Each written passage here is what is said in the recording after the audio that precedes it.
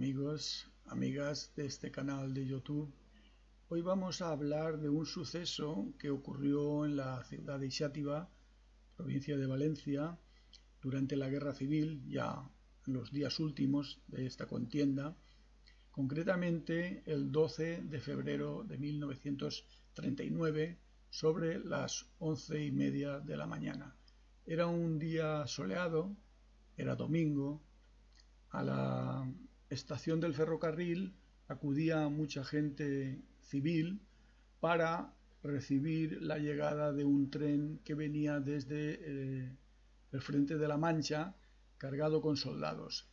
Eran los últimos momentos de la Guerra Civil Española, ya la guerra prácticamente estaba perdida por los republicanos y se replegaban hacia Valencia capital, que como sabéis fue la última capital de la República, porque el gobierno salió en su día de Madrid y se instaló aquí en el Levante español, ¿no? En Valencia.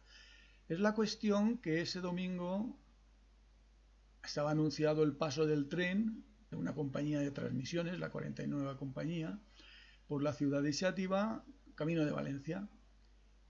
Pero de esto también parece ser tenía constancia el enemigo, en este caso las fuerzas nacionales, que estaban apoyadas por los italianos de Mussolini, los cuales disponían de una base aérea con sus aviones Saboya, concretamente en Son San Juan, en la isla de Mallorca. Desde allí hacían raids, o sea, salían periódicamente hacia las costas del Levante, Cataluña, Valencia, hasta Málaga, y bombardeaban sitios estratégicos de las fuerzas o del poder republicano, ¿no? La cuestión que el día anterior, el sábado día 11, ya habían bombardeado la estación del ferrocarril y el puente que viene a continuación de Isátiva en dirección a Valencia, a la localidad de Manuel. Se comenta que buscando este mismo objetivo, que era el tren cargado con estos soldados en retirada, y llegaron el domingo sobre esas 11:30 horas de la mañana a la ciudad de Isátiva, con tan mala suerte, digamos, que en ese momento el tren había llegado, igual hubo un soplo del momento de la llegada exacta, y empezaron a descargar bombas, concretamente 2.000 kilos de bombas, a 250 kilos la bomba por los 5 aviones que llegaban, ¿no? Y bueno, pues la masacre fue terrible. Los Saboya soltaron toda su carga mortífera sobre la estación, destruyeron el propio edificio de la estación, 5 de los vagones del convoy, también destruyeron una cantina que había cerca, donde fallecieron las 2 personas que estaban al cargo de esa cantina, las hermanas Parres. Y bueno, aquí tenéis una fotografía con una parte en el centro de ella de humo, de una gran nube. Estas fotografías están realizadas desde los propios aviones Saboya, los atacantes italianos, y pues fotografiaban desde arriba con sus cámaras los objetivos para dar fe de que habían cumplido la misión encomendada, ¿no? La cuestión es que toda la zona parte baja de la ciudad, a la derecha observáis toda la trama urbanística, las calles y los tejados, y a la parte más a la izquierda, centro izquierda, todo el humo, la humareda que ocasiona las bombas de hidrógeno que se lanzaron sobre la ciudad de Isátiva.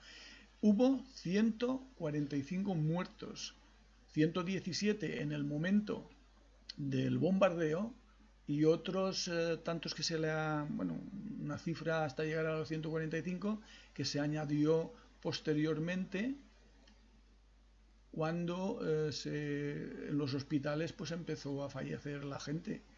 La verdad es que fue espantoso.